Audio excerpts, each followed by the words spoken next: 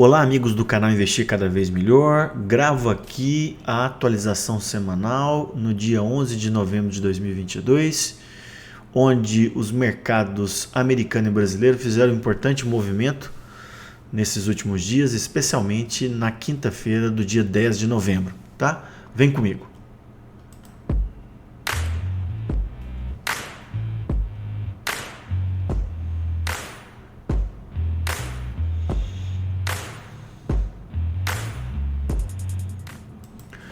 Bom, então vamos lá. Queria só comentar que usualmente eu gravo a atualização após o fechamento da semana. Hoje eu estou gravando um pouquinho mais cedo, tá? Bom, é aquele nosso disclaimer de sempre, né? Que esse vídeo tem apenas um caráter educacional. Pessoal, esse vídeo vai ficar ainda mais longo do que o habitual. Tem uns 10 dias que eu não faço atualização, né? E eu tenho muita coisa para comentar com vocês desses últimos 10 dias, tá? Bom, primeiro tema, eu vou comentar com vocês que a inflação nos Estados Unidos começou a dar uma cedida. Vou atualizar a situação na Europa. Isso aqui é muito importante, pessoal. Eu vou mostrar para vocês um pouquinho de macroeconomia e política, como essas coisas estão interligadas e acabam afetando os ativos. Atualizar juros e renda fixa no Brasil, commodities, bolsas americanas, dólar, tanto dólar no Brasil como dólar index. Vou comentar sobre a volatilidade do Ibovespa em relação ao governo de transição. E no final, mais uma coisa importante, eu vou falar sobre a relação entre o Ibovespa e os ciclos econômicos de um prazo um pouco maior. Bom, primeira coisa, inflação. Venho mostrando para vocês, desde janeiro, que o tema deste ano seria a inflação nos Estados Unidos, o que realmente se confirmou. No mês de setembro, a inflação voltou a assustar um pouco nos Estados Unidos, veio acima do consenso, porém, no dia de ontem, a gente teve uma surpresa positiva. O índice anualizado caiu para 7,7 e veio abaixo, veio 0,4 abaixo do consenso, tá? E isso provocou, pessoal, um forte aumento nos índices americanos. No dia de ontem, isso aqui eu tirei no meio da tarde, subiu ainda mais, a gente vai ver mais para frente, tá? Então, a gente vem comentando com vocês que a gente tinha feito pico há 3, 4 meses atrás e realmente a inflação dos Estados Unidos, apesar de ainda alta, ela fez a inflexão alguns meses atrás. Todavia, venho mostrando para vocês também que a atividade econômica nos Estados Unidos continua forte, né?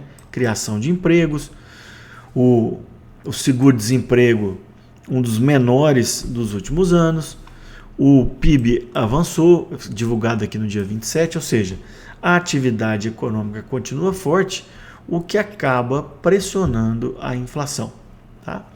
Porém, no dia de ontem, com a divulgação do CPI, que é o IPCA nosso aqui, né? E veio melhor do que o esperado, o juro futuro dos títulos de 10 anos caiu fortemente. Ele estava negociando até quarta-feira acima de 4,10, chegou a 4,25 algumas semanas atrás. Hoje está negociando a 3,81. Isso, pessoal, tem uma influência muito importante nos ativos de renda variável. Bom, depois da nossa última atualização, o Fed tinha subido os juros, que era um consenso em 0,75. Hoje a taxa nos Estados Unidos está entre 3,25% e 4%. Tá? No Brasil, a gente já tinha mostrado, a taxa Selic foi mantida em 13,75%. Aquele dilema que a gente tem mostrado aqui no canal, né? Porque o Fed aumenta os juros para controlar a inflação. Só que se ele apertar demais, acaba gerando a recessão. E a recessão ela é muito nociva para os mercados, né? Porque no caso do valuation de uma empresa, ela acaba afetando de duas maneiras. Quando a gente aumenta os juros futuros, né? Você acaba, quando você traz o valor presente, o fluxo de caixa descontado das empresas, com os lucros lá na frente ao valor presente, descontado sob uma taxa de juros, você acaba, se os juros são maiores, essa empresa fica valendo menos. E a menor atividade econômica acaba afetando os lucros das empresas e isso também afeta a avaliação das empresas. E é por isso que esse aumento da taxa de juros nos Estados Unidos em 2022, esse forte aumento, derrubou a bolsa. Todavia, com o CPI de ontem, é possível que o Fed vai reduzir esse ritmo de subida de juros por lá. E é por isso que os mercados reagiram muito bem. Outra coisa que eu venho mostrando para vocês foi o que o Larry Willis mostrou em abril, né? Ele comentando que caso tenhamos uma recessão nos Estados Unidos, ela seria tardia ao aumento de juros. Porque nas últimas vezes, nessa correlação, os juros sobem, quando eles voltam para baixo, é que você tem a recessão aqui em cinza. Foi assim nos últimos 4 vezes nos Estados Unidos. E por que disso, Marcelo? Porque, na verdade, o efeito do aumento de juros, ele é um efeito tardio sobre a economia. Bom, então, passemos então a atualização aqui da Europa, que eu tenho comentado com vocês, né? Que a Europa tem todos os problemas dos Estados Unidos, a inflação alta, precisou subir os juros, né? Porém, ainda está tendo um conflito no leste europeu que gerou uma crise energética sem precedentes, né? Então, a crise é grave de energia na Europa, especialmente agora que vai começar o inverno.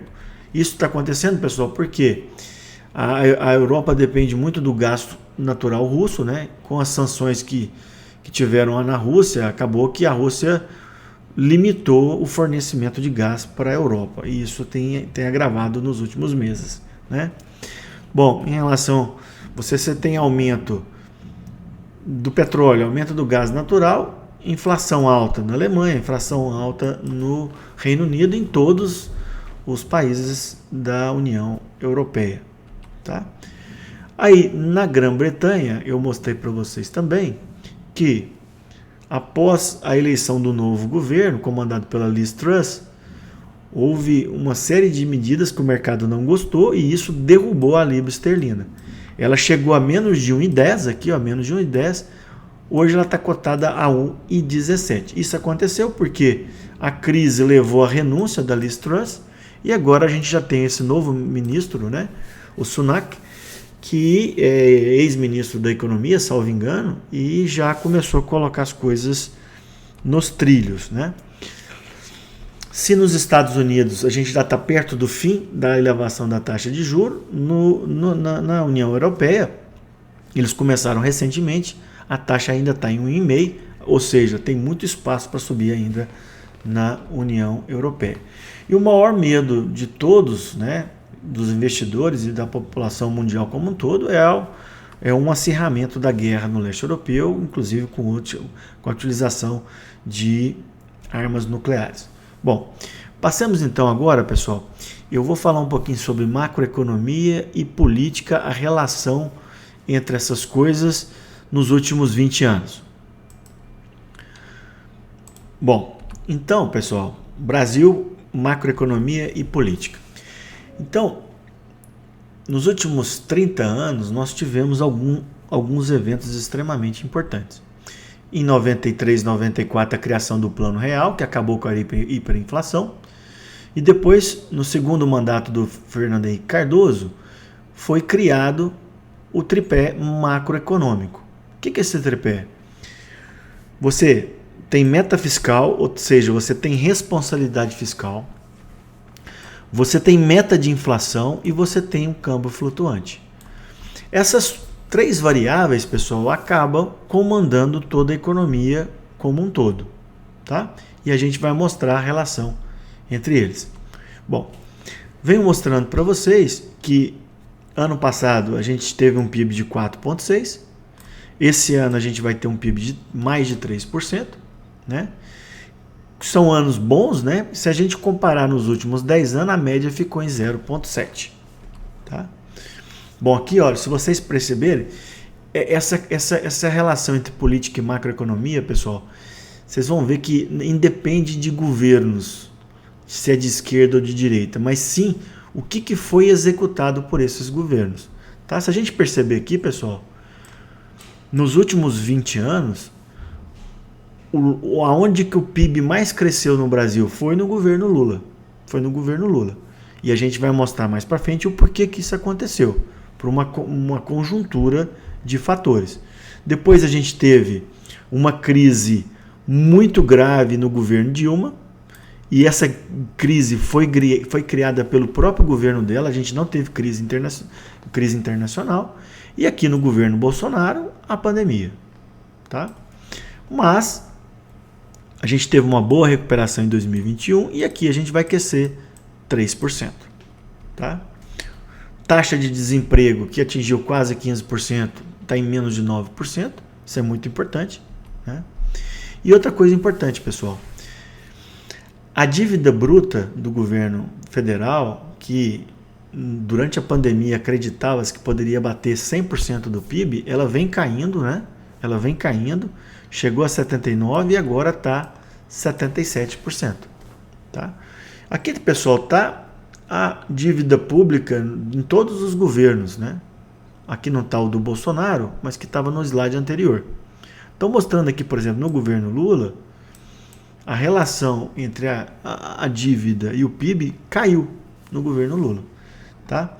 E eu vi recentemente uma entrevista do Meirelles no Roda Viva, ele comentando que assim que começou o governo Lula, ele foi convidado para fazer o Banco Central, né? O Meirelles comentou com o presidente Lula, falou, olha, se a gente tiver responsabilidade fiscal, controlar a inflação, a economia vai ter um ótimo desempenho, o que realmente aconteceu. E aqui nós estamos vivendo a mesma coisa, pessoal. Se o governo tiver algum compromisso fiscal para 2023, o Brasil vai ter um bom desempenho. Eu não tenho dúvida. Eu comentei para vocês que o principal driver desse ano era a inflação, especialmente nos Estados Unidos. Agora, no Brasil, o principal driver passa a ser o controle fiscal, o ajuste fiscal.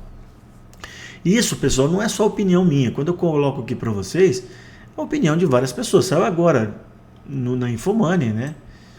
Esse professor da FGV colocando. A inflação no Brasil está relativamente controlada.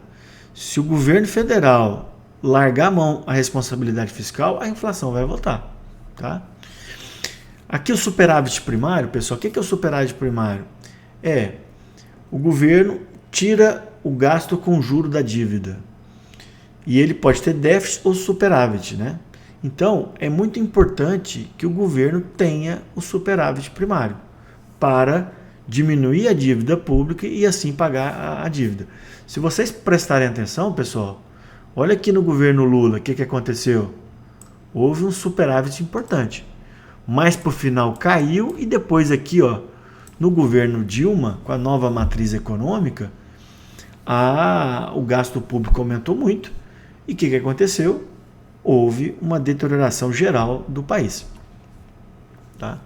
Então assim, pessoal, estresse fiscal, como a gente vai comentar que aconteceu na quinta-feira, ontem, ele vai afetar os juros e o câmbio para cima e a bolsa vai cair. Toda vez que a gente tiver algum comentário fora do trilho, a gente vai ter isso. E aquilo que eu estou falando, o mais importante para o desempenho dos ativos no Brasil é a trajetória fiscal. Bom, nós já sabíamos, né, por esse estudo aqui do Bank of America, que o próximo governo, independente de ser Bolsonaro ou Lula, teria um problema com esse aumento de gastos que já foi projetado para o ano de 2023. Tá? Isso aqui nós já sabíamos. O que o governo quer como é que a gente vai controlar isso aqui, especialmente para o ano de 2023 e para frente. Qual que vai ser a nova âncora fiscal? E aí tem várias ideias do governo de transição, né? Mas que por enquanto não foram bem aceitas pelo mercado.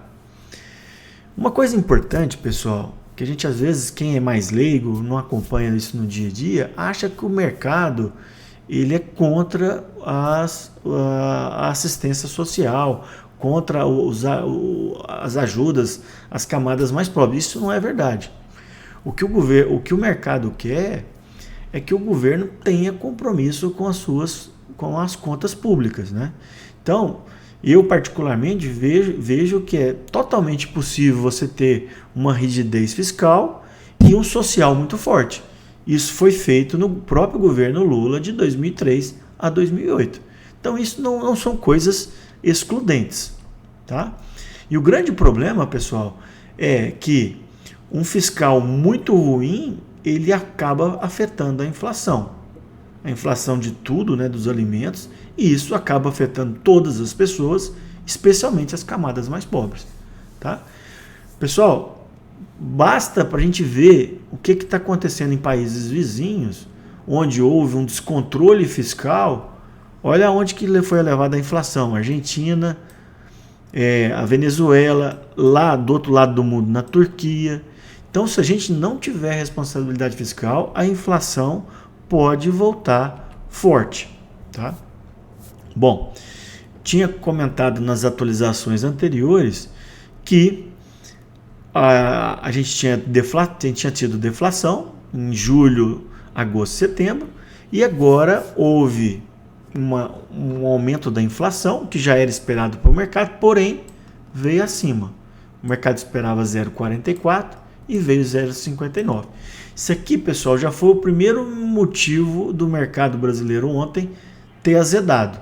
Depois foi o discurso do Lula no governo de transição, que a gente vai comentar mais para frente. Tá? Bom, aqui eu coloquei para vocês, pessoal, a história da inflação no Brasil. Se no mercado externo eles não estão tão acostumados, né? Estou falando do primeiro mundo, né? Estados Unidos e Europa. Aqui no Brasil a gente pode ver, aqui, ó. Aqui em 2015 a gente teve um pico de 10,7%, ano passado de 10%. Aqui, ó, no governo Lula, no primeiro ano, caiu de 12 para 9,3%. Então, assim, de tempos em tempos, a inflação aqui no Brasil dá uma acelerada. Lembrando que eu já mostrei para vocês, aqui começou o início, 99, do regime de metas de inflação. Tá? Bom, então isso aqui, pessoal, é a Selic dos últimos 12 anos. Então, a gente tinha uma taxa de 2% no começo do ano passado, foi subindo fortemente, bateu em 13,75% e se estabilizou nas últimas duas reuniões do Compom. Aqui, pessoal, a evolução da Selic nos últimos anos, né? E a gente vai ver que a gente tem aumento, queda, aumento, queda, aumento, queda em todos os governos, independentemente do cunho político, se é esquerda ou direita. O importante é como está a macroeconomia. Obviamente, acabei de mostrar para vocês que a macroeconomia acaba sendo influenciada diretamente por decisões políticas.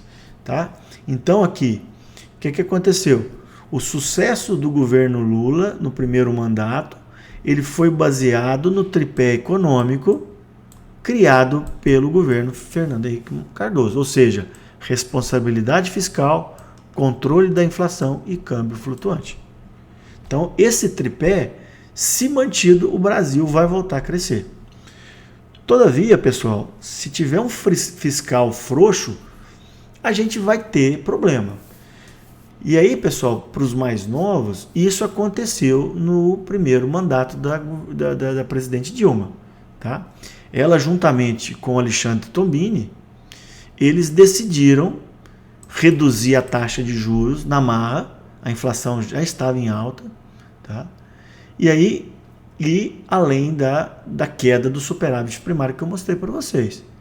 Então, esse fiscal frouxo, ele aumenta a inflação, num segundo momento vai ter que aumentar os juros, o aumento do dólar e a redução da atividade econômica. E isso, pessoal, vai entrando num ciclo vicioso, né, que você vai mantendo todos esses fatores negativos juntos. Tá? Aqui, pessoal, em 2011, o Alexandre Tombini, sob a influência da presidente Dilma, abaixou os juros, estava mais de 12% para pouco mais de 7%, e isso com a inflação em alta. O que aconteceu? Essa queda de juros não favoreceu a atividade econômica e a inflação subiu. O que aconteceu?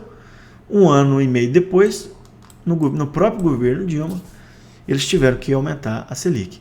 Então, mais uma coisa importante.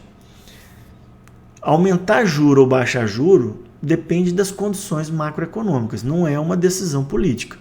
Ainda bem que agora no Brasil o Banco Central é independente e isso acaba tendo menos influência do governo eleito. Tá? Passemos então agora à atualização de juros e renda fixa no Brasil. Bom, tinha mostrado para vocês, né, que o Copom manteve a Selic em 13,75 nas últimas 2 reuniões.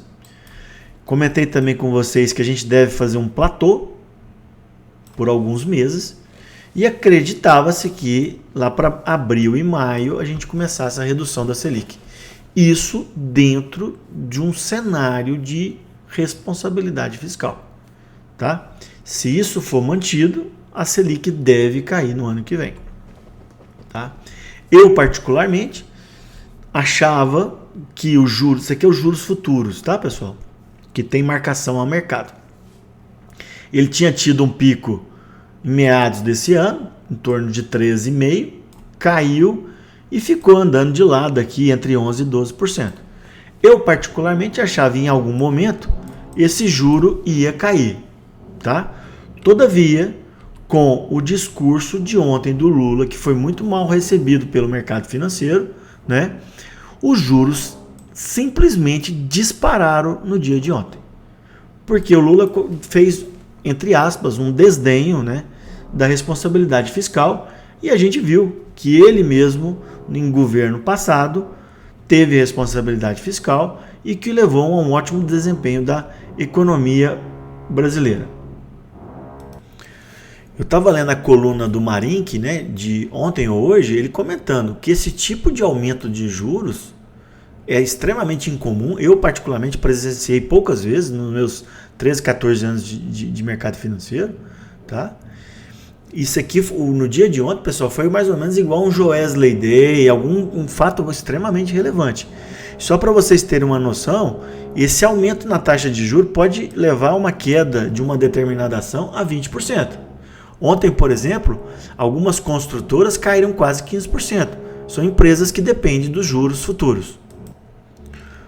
Bom, eu venho comentando com vocês, né, que na minha visão, né, a melhor hora de investir em renda fixa ficou lá para meados de junho e julho. Né? Só que a gente tem que aproveitar esses momentos de estresse para aumentar as nossas posições em renda fixa. Essa, pelo menos, é a minha opinião. Tá? Bom, e o porquê disso, Marcelo? Porque a futura queda de juros, né? A futura queda de juro num cenário de responsabilidade fiscal vai fazer com que a queda de juro aumente o preço dos títulos pela marcação ao mercado. Então você compra um título hoje, se tiver queda de juros, esse título vai valer mais no futuro. Ah, Marcelo, e se a Selic começar a subir de novo? Ela pode, se a gente não tiver responsabilidade fiscal. Os seus títulos vão cair. E é por isso, pessoal, que a gente tem que ir mantendo uma carteira aos poucos, né? A gente não pode fazer tudo de uma vez, que a gente não tem a certeza sobre o futuro. Já tinha mostrado para vocês, a minha previsão era que os juros ia cair em algum momento, novembro, dezembro, janeiro, mas o que aconteceu ontem foi uma explosão dos juros para cima e eu já mostrei o motivo. Bom, então, o juro de 2029, né, o título de pré-fixado de 2029 estava rodando na casa de 12, em torno de R$500, né, aqui ó, nas últimas semanas. E aí ontem o que aconteceu? A gente teve um aumento significativo, hoje já estava mais de 13% essa taxa aqui. E aí o que aconteceu? Aumento de juro, o preço que estava em torno de 500 caiu. Isso, pessoal, é a marcação ao mercado. E lembrem-se, pessoal, que eu já mostrei no canal desse estudo do Bank of America, né? Ele falando que num cenário ruim, né? Esses juros aqui do Tesouro Inflação que está em torno de 6 e que estava 5,7, pode chegar a 7,3. E a Selic pode ir a 16%. Então, pessoal, apesar de ser um bom momento para a gente aumentar nossas posições em renda fixa, a gente tem que estar ciente que outros momentos melhores podem surgir em caso de descontrole fiscal do governo brasileiro.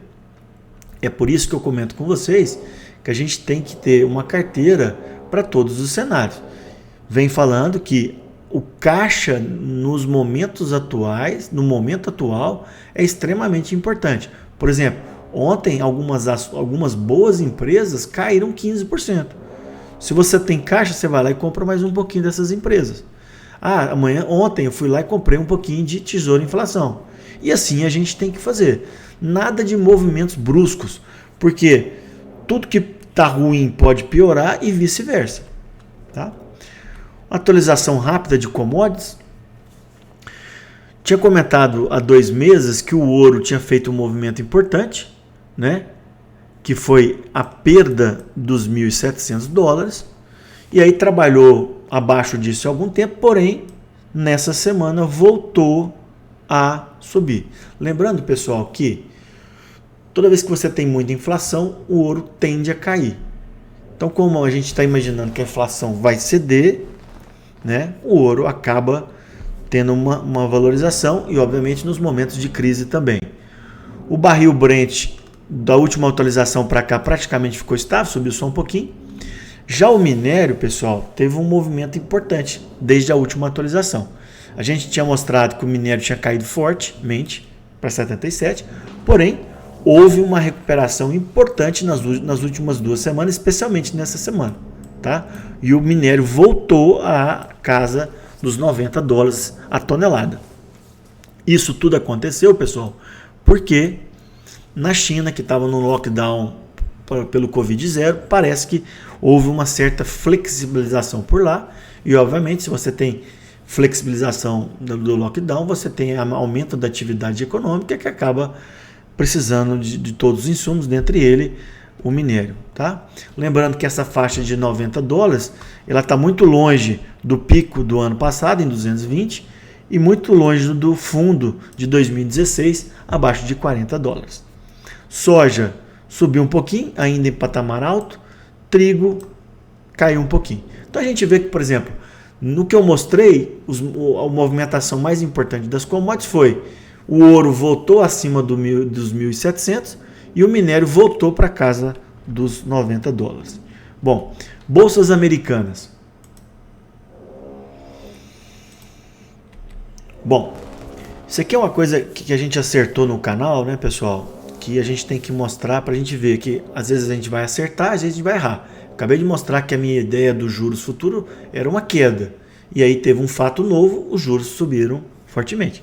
Então comentei com vocês que o índice Dow Jones estava fazendo um fundo duplo, que se isso confirmado, poderia levar os preços lá para cima. Comentei também que, analisando um índice que o Dr. Alexander Elder fala nesse livro, que é uma divergência do MACD, coisa que aconteceu aqui, isso também era um fator que a gente poderia estar fazendo um fundo, o que realmente aconteceu. Eu trabalho, como vocês sabem, com análise técnica também, né? Então, quando a gente tem esse W, fundo duplo, a gente pode ter os preços jogados lá para cima, o que realmente aconteceu. Tá? Isso aqui foi uma coisa que a gente comentou algumas semanas atrás. E o que aconteceu? Após um recuo nos últimos dias, voltou a subir e buscou aqui essa faixa dos 34 mil pontos que eu tinha comentado, que era o alvo desse W, desse fundo duplo. Tá? A gente vai ver que aqui num gráfico semanal a gente está atingindo aqui os 34 mil. O mais provável é que o mercado sinta um pouco aqui, recue, para depois ganhar força para ir buscar os 37 mil pontos. Se for buscar. Porque ainda, pessoal, mesmo com essa belíssima recuperação, se vocês olharem, a gente está ainda em topos e fundos descendentes, ou seja, num bear market. Mas essa pernada de alta, se a gente romper esses 34 mil pontos, a volta do bull market nos Estados Unidos pode estar acontecendo. Não vai acontecer da noite para o dia, mas pode estar acontecendo. Outra coisa que eu comentei, pessoal, foi que, olha aqui, no dia da divulgação do CPI, no mês passado, a bolsa abriu em forte queda e depois recuperou fortemente. Foi até comentada pelo Marink que foi uma reversão histórica, e histórica mesmo. A bolsa começar caindo 2% e fechar em alta de quase 3%.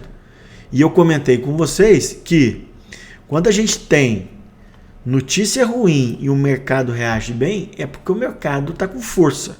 O mercado está querendo mudar. Tá? Então, aqui, ó, já agora, né, que com a previsão ontem foi menor, a inflação foi menor do que a prevista, aqui a gente teve um mercado que começou em alta e disparou. Lembrem-se lá, pessoal, que ele caiu e depois recuperou fortemente. Aqui não. A notícia foi forte, foi positiva e o mercado disparou. Subiu mais de 5% a Nasdaq e o S&P. Tá?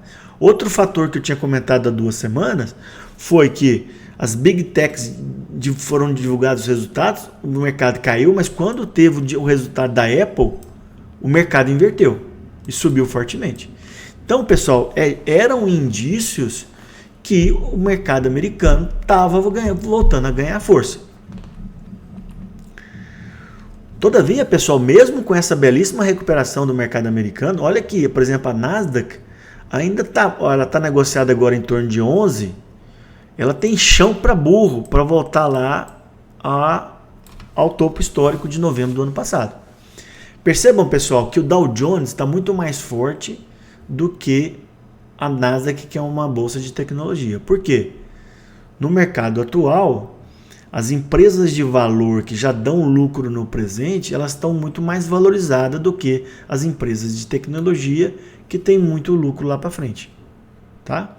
Então, é possível, pessoal, se as bolsas americanas continuarem em alta, que a Nasdaq comece a ter um desempenho melhor do que o Dow Jones em virtude da menor aceleração dos juros por lá. Percebam, pessoal, que tudo que a gente vai comentando aqui do tripé macroeconômico, de juros, tudo tem influência e está altamente correlacionado. Comentei também com vocês, algumas semanas atrás, que o nível da Nasdaq que ela estava atingindo, esse nível de 50% a 60% de correção de todo o movimento do fundo da pandemia até o topo do ano passado, que era uma região importante onde a Nasdaq poderia voltar a ganhar força, o que realmente aconteceu. Bom, eu tenho prometido para vocês que eu vou começar o curso de análise técnica, né? Mas eu tive umas semanas algo conturbadas e a partir da semana que vem a gente começa já a ter a primeira aula do curso de análise técnica, que é aquilo que eu sempre falo, né, pessoal? Mesmo a gente trabalhando com fundamentos, com macroeconomia, a gente ter conhecimento de análise técnica é muito importante, pelo menos essa é a minha opinião. Bom, tinha comentado com vocês, quando o S&P bateu ali 3.500, 3.600, se a gente estava vivendo uma oportunidade ou uma armadilha, né? E aí, eu sempre faço essa sinergia entre fundamentos e análise técnica, eu via que por análise técnica a gente estava num bom momento e fui atrás de fundamentos para buscar, para corroborar a minha opinião. Bom, o Ray Dalio em setembro falou que o Dow Jones poderia cair até 3.100, ele caiu até 3.500 e voltou a subir, hoje está em torno de 3.900. Nesse estudo do Goldman Sachs, eles acreditavam, um estudo de junho, replicado no Empíricos, eles acreditavam que no pior cenário, a Bolsa Americana poderia bater 3.150. Mostrei também que no estudo desse analista de Nova York, né, o Damodaran, ele falando que no final de setembro o preço justo do S&P era 3.500, que era o preço que o S&P tinha atingido. Mostrei também para vocês que o Larry Williams, que é um grafista, né, com um estudioso da análise técnica, ele comentou que a Bolsa Americana teria um fundo em junho, coisa que ele acertou, porém, o fundo que ele previu mais ou menos final de agosto, setembro, aconteceu em outubro. Beleza, são estudos de ciclos de longo prazo, pode acontecer essa divergência. E ele fala, pessoal, no relatório anual, que provavelmente o S&P vai terminar acima do valor de 2021, coisa que eu acho menos provável. Mas se ele tiver certo, a gente tem ainda uma alta aí de 20%. Eu particularmente não creio muito isso. Eu acho que a gente fez fundo na Bolsa Americana e nós vamos continuar nessa recuperação lenta, exceto se a gente tiver algum fato novo na economia mundial. Bom, só para vocês terem a noção que as opiniões são altamente divergentes. A Empíricos continua short, a gestora SPX também, short nos Estados Unidos, que eu estou falando, né? Marinc neutro, Itaú na carta de novembro manteve a neutralidade. E aí, pessoal, tem esse pivô aqui que eu vou comentar com vocês. Bom, o mercado, essa casa de análise Gavekal, e aqui foi replicada pelo Marinc, ela comentou o seguinte: o que poderia impulsionar os mercados internacionais era o pivô do Fed. O que é? O Fed vinha fortemente aumentando os juros. Na hora que ele parar de subir o juro ou até mesmo recuar, fazendo esse pivô, pode ser um impulso para as bolsas americanas. E também, pessoal, o pivô da China. Porque se a China acabasse com o lockdown, coisa que aconteceu, a gente poderia ter o pivô chinês também, que aumento da atividade econômica acaba favorecendo o aumento de minério, o aumento do petróleo e assim vai. Bom, o que a gente está vendo, pessoal? A gente está vendo as duas coisas acontecendo meio ao mesmo tempo. Tá? E isso realmente pode favorecer as bolsas americanas e a mesma brasileira nos próximos meses. Bom, outra coisa que eu sempre tenho colocado para vocês, que uma piora ou um acordo no leste europeu pode promover fortes impactos nas bolsas mundiais. Um acordo, por exemplo, no leste europeu, as bolsas poderiam ter um desempenho fortíssimo, né? Por outro lado, alguma piora no conflito e o uso de armas nucleares pode trazer impactos extremamente desfavoráveis ao mercado de renda variável. Bom, então, pessoal, eu vi o mercado americano como oportunidade, tá? Eu acho que são nesses momentos, né, que a gente tem que ter contestação, né? A gente tem que aproveitar esses momentos de estresse, né, que onde todo mundo está achando o mundo vai acabar, as bolsas vão acabar, que é a hora da gente montar posição. E mais uma vez, isso mostra que é um fator decisivo. Marcelo, então nós vamos investir tudo? Não. Sempre com parcimônia, diversificação. Porque o ato de investir, pessoal, ele é repleto de dúvida. A gente nunca tem certeza, tá? Mas o que a gente não pode fazer é ficar parado. A gente tem que se mover de acordo com os movimentos do mercado. Bom, curto prazo segue desafiador. Eu estou mais otimista com curto prazo, tá? Tem feito algumas posições. O longo prazo continua otimista, especialmente nas empresas de valor. Bem da verdade, pessoal, algumas empresas de tecnologia ficaram muito baratas. E não são aquelas empresas que vai vingar daqui a 10 anos. São ótimas empresas, mesmo as Big Techs tiveram uma forte desvalorização, que talvez seja um momento de você começar a comprar aos poucos, sem zerar o caixa, mais uma vez. Bom, dólar no Brasil. Comentei com vocês que um dos fatores do tripé econômico é o dólar flutuante, né? O dólar livre. E aí o que aconteceu no dia de ontem? Juros dispararam, bolsa caiu e o dólar disparou. Porque quando a gente tem problema fiscal, juros sobem e dólar sobe. Isso, pessoal, no Brasil o dólar subiu fortemente. Lá fora foi o contrário. Com a divulgação do CPI, as bolsas subiram fortemente e o dólar index caiu. Porque o dólar index ele subiu sobre outras moedas, frente a outras moedas, por quê? Juro nos Estados Unidos alto, atrai dinheiro para lá por causa da renda fixa e acaba enxugando nos demais países. Agora não, o juro, a gente já está se vendo uma previsão de uma desaceleração da subida de juros por lá e o dólar index cedeu. Se ele cedeu por um período mais longo ou daqui a pouco vai voltar a subir, não dá para a gente prever. Mas uma coisa é certa, provavelmente aquele pico em 120 que aconteceu há 20 anos atrás não vai ser atingido. Essa faixa em torno aqui de 114, né? Mais ou menos aqui, ó, 114, ela é muito importante, tá?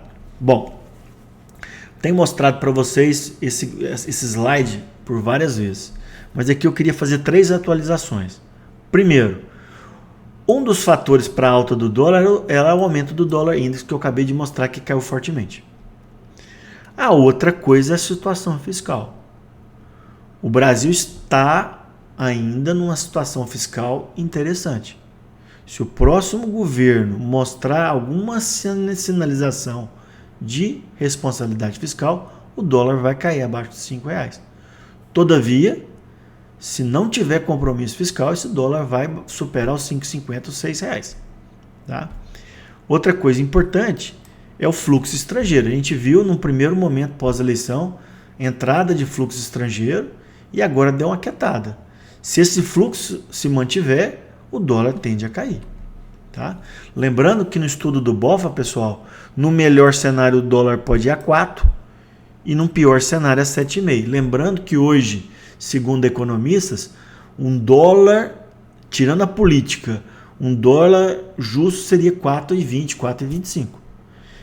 Outra coisa importante, pessoal, é a influência do dólar na inflação. O aumento persistente do dólar é altamente inflacionário. Se aumenta a inflação por aqui, a gente tem que subir os juros e toda aquela cascata que a gente já comentou com vocês. Então, pessoal, eu venho falando, né, que o dólar está entre 5 e 5,50. Eu acreditava que se o Bolsonaro ganhasse, a gente já teria um dólar a menos de 5. Acreditava que se o Lula ganhar, o dólar poderia romper os 5,50 e depois cair de acordo com a responsabilidade fiscal. Porém, o dólar fez um movimento diferente.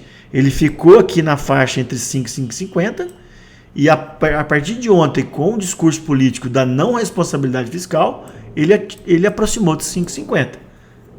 Se esse discurso continuar, nós vamos romper os 5,50, não tenho dúvida. Da mesma forma que, se o governo sinalizar um bom ministro da Economia e responsabilidade fiscal, esse dólar vai vir abaixo de R$5. Bom, Ibovespa, curto prazo, vai estar muito relacionado ao exterior, que a gente viu que está bom, e ao governo de transição, especialmente a responsabilidade fiscal. Né, pessoal? Então aqui, ó, a gente teve a eleição, acabou a eleição, o Ibovespa subiu um pouquinho, mas começou a devolver, né? E essa semana foi muito ruim, culminando no dia de ontem. Hoje, pessoal, a gente está esboçando uma boa recuperação. Como eu comentei lá atrás, o mercado ainda não fechou, né? Vamos ver, no fechamento do dia de hoje, quais serão os passos para a próxima semana. Por quê? Porque essa faixa de 107, 108 mil pontos, pessoal, é uma faixa muito importante. Se o mercado não se segurar aqui, o próximo suporte está lá só em 95 mil pontos. Tá? Eu particularmente acho, exceto novos fatos políticos, que a gente deve segurar aqui nessa faixa do 108. Né? Vamos supor, pessoal, foi indicado um novo ministro da Economia que agrade o mercado, sinalização de responsabilidade fiscal e mais o exterior favorável, o Ibovespa vai bater 115, 120 ou mais, tá? Então a gente tem que ficar atento que a volatilidade vai ser muito alta nesses próximos dias, semanas e meses, tá? A gente tem que manter o caixa, eu venho comentando isso com vocês, aproveitar as oportunidades, e eu particularmente já estou fora já há algum tempo, e nessa época agora de incertezas eu não estaria de jeito nenhum nas estatais. Você pega, se o Ibovespa caiu, olha aqui, a Petro já perdeu mais de 30% em poucas semanas, tá? Em virtude do medo dessas empresas estatais serem geridas como lá no passado no governo Lula e no governo Dilma. Inclusive, a presidente do PT comentou-se de revogar a lei das estatais, que mudou drasticamente a governança corporativa dessas empresas. Então, pessoal, eu particularmente estou fora das estatais, apesar dos preços altamente atrativos, tanto da Petrobras como do Banco do Brasil. Eu venho comentando com vocês que eu já estava preparado para esse cenário binário das eleições e eu priorizei as melhores empresas da Bolsa, tanto aqui no Brasil como nos Estados Unidos. Tá? Por último, pessoal, eu já fiz esse estudo em aulas passadas, mas eu quero mostrar para vocês, porque ali eu estava mostrando o Ibovespa por curto prazo, né? Acabei de mostrar para vocês. Agora eu quero falar sobre um prazo um pouco maior e está muito relacionado aos ciclos econômicos. O Howard Marks, autor desse livro aqui, ele comenta que para o investidor ele tem que entender qual o momento do ciclo que a gente está na economia e nos ativos e comprar bons ativos com boa margem de segurança. O que é a margem de segurança? O ativo você acha que ele vale 20, comprar por menos, comprar por 15, por 12. E ele fala, pessoal, que não existe market time. Eu vou no dia 15 eu vou comprar no tempo ideal, ou ontem foi, não dá para saber. Só o futuro vai mostrar o tempo exato para a gente comprar determinado ativo. Então, se a gente não tem esse conhecimento no presente, a gente tem que basear nos ciclos econômicos e comprar bons ativos com boa margem de segurança. Bom, então aqui, pessoal, eu tenho mostrado para vocês esse decoupling, entre as bolsas americanas e a brasileira, que tem acontecido muito nos últimos 10 anos. Então aqui, pessoal, em 2013, a bolsa brasileira começou a ter um desempenho muito ruim frente às bolsas americanas. Eu lembro que em 2012, mais ou menos, eu ainda estava novo no mercado financeiro, 3, 4 anos, eu não entendi o porquê que estava acontecendo. Inclusive, eu questionei alguns economistas o porquê que estava aquilo ali e tudo. E ali, pessoal, já estava mostrando que o mercado estava antevendo um futuro da economia brasileira muito ruim. E por que isso aconteceu? Porque no governo Dilma, a nova matriz econômica e a queda forçada de juros atrapalhou totalmente a economia brasileira. Que a gente ficou com juros altos, inflação alta e baixo crescimento. Tá? Então a bolsa, o que ela fez? Ela foi lá, previu isso para o futuro e começou a ter um desempenho muito ruim em relação aos Estados Unidos. Só para vocês terem uma noção, pessoal, o EWZ, que é um ETF Brasil negociado em Nova York, em 2008 ele chegou a ser cotado $100. Ele está hoje na faixa de 30. Ou seja, esse ETF tem que subir 200% para voltar ao que ele estava em 2008. Para ele ganhar daquele ano, tem que subir mais de 200%. Tá? E olha aqui, eu mostrei o do governo Dilma, agora eu vou mostrar do governo do Lula. Para vocês perceberem que não existe esquerda ou direita. Existe condução correta ou incorreta da economia. A Dilma é quase um consenso entre a maioria dos economistas que foi desastrosa do ponto de vista econômico. Já o governo Lula, que manteve o tripé econômico do Fernando Henrique, o que aconteceu? A gente teve um ótimo desempenho do PIB, superávit primário, o dólar caiu e a bolsa subiu 800%. Então, pessoal, ontem até, eu acho que foi a presidente do PT que falou, a bolsa é Bolsonaro. Não é. A bolsa, o que ela representa as empresas do país. Se o país vai bem, a bolsa vai bem. No curto prazo, tem essa volatilidade que é normal do mercado de renda variável. Mas aqui é perfeitamente factível, se o governo do presidente Lula eleito tiver responsabilidade fiscal, a gente sair aqui dos 108 e aí para 150, 200 ou mais pontos. Tá? Por quê? Porque o Brasil tem tudo para crescer desde que tenha responsabilidade fiscal. Isso aqui é a coisa mais importante. E por que, pessoal, que o governo Lula teve esse desempenho tão forte? Porque ele seguiu o tripé macroeconômico e a gente não teve crise internacional e teve o boom das commodities. Então o Brasil ganhou muito dinheiro com o boom das commodities. Isso facilitou crédito e consumo da classe média. Tá? Bom, nesse ano, no último governo do último ano do Bolsonaro, o que aconteceu? A gente teve um decoupling reverso. As bolsas lá corrigiram, porque elas já tinham subido muito, e a inflação muito alta. Aqui, como a gente tinha feito o dever de casa antes, a gente começou a ter um desempenho melhor das bolsas brasileiras. Tá? Percebam, pessoal, da relação direta entre economia, macroeconomia e bolsa. Só que, passada a eleição, com as incertezas sobre o cenário fiscal, especialmente no dia de ontem, o decoupling voltou o que era. Só para vocês terem uma noção, aqui no último mês, ontem que eu fiz isso, o S&P subindo 10%, aqui o EWZ caindo 8% e o Ibovespa caindo 5%. Por causa, de maneira intrínseca aqui no Brasil, o problema da responsabilidade fiscal. Né? E aqui, eu peguei essa aqui do Economista Sincero, né, ele colocando, né?